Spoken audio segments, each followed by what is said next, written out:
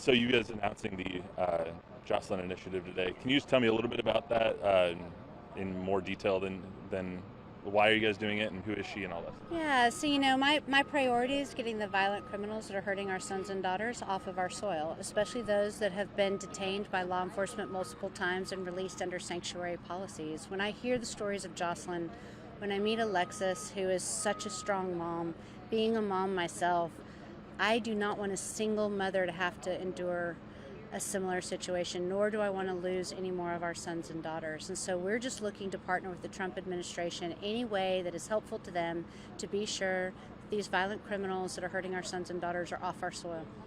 You mentioned multiple other plots of land, this kind of just being the tip of the iceberg. Are all of those going to be similar? Are you going to build a wall on them on the border, or are they throughout maybe more inland Texas? How is that? Well, we stored 13 million acres all over the state. We've identified some pieces that we think might be helpful to them, but of course we'll partner with the Trump administration with whatever they need.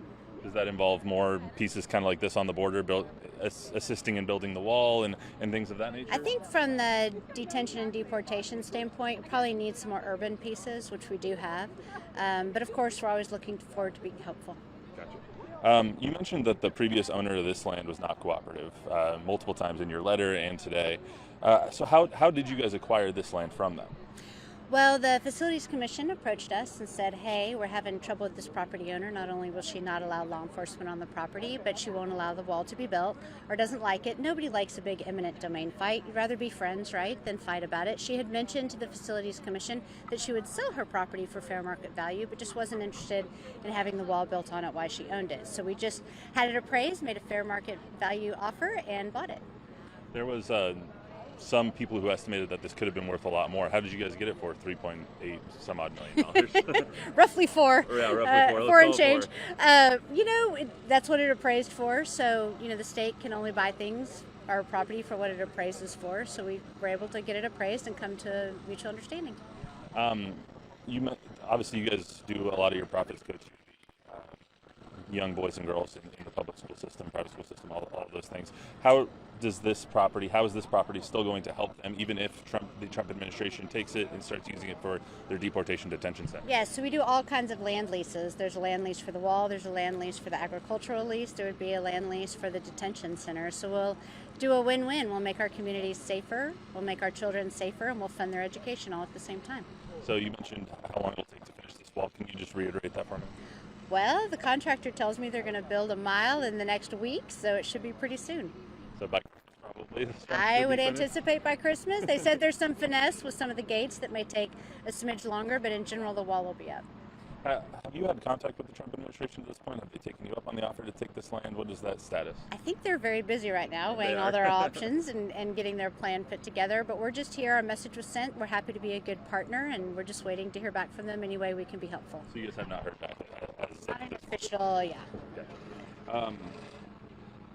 Why wasn't I know the governor has another meeting to go to today with Tom Home and whatnot. Why wasn't he here with you guys today to kind of announce this and continue his Operation Lone Star initiative? I'm not sure. Is there a goal for the Trump administration to reimburse you guys for this $3.8 some odd million as well as? Well, I think it would be fair for the Trump administration to reimburse Texas what we have spent on the border wall for sure. As we have been standing in the gap for the last 4 years while the Biden administration has been abdicating their constitutional duty to protect our border. The state of Texas has spent billions and billions of dollars, so you're hoping for that back as well as the money that you guys are spending on this wall and the $3.84 million-ish on the land and whatnot? I wouldn't expect them to pay me back for the property. We're going to own it. We're going to continue to generate revenue for the school children of Texas, but I do think it's fair for the federal government to pay for what they should have been doing the last 4 years. And you mentioned leasing the property, so does that mean you'll be, letting the Trump administration use it while they pay you for the property, or? Yes, we generate revenue for the school children of Texas, so we do that through ground leases very commonly. Gotcha. This is kind of the tip of the iceberg for you guys. How exciting is this day to kind of tell everyone what the grand plan is to help the Trump administration execute? When I ran for this office, I said we'd be the tip of the spear for defending Texas, oil and gas, our border, and our history, and it turns out that's the case.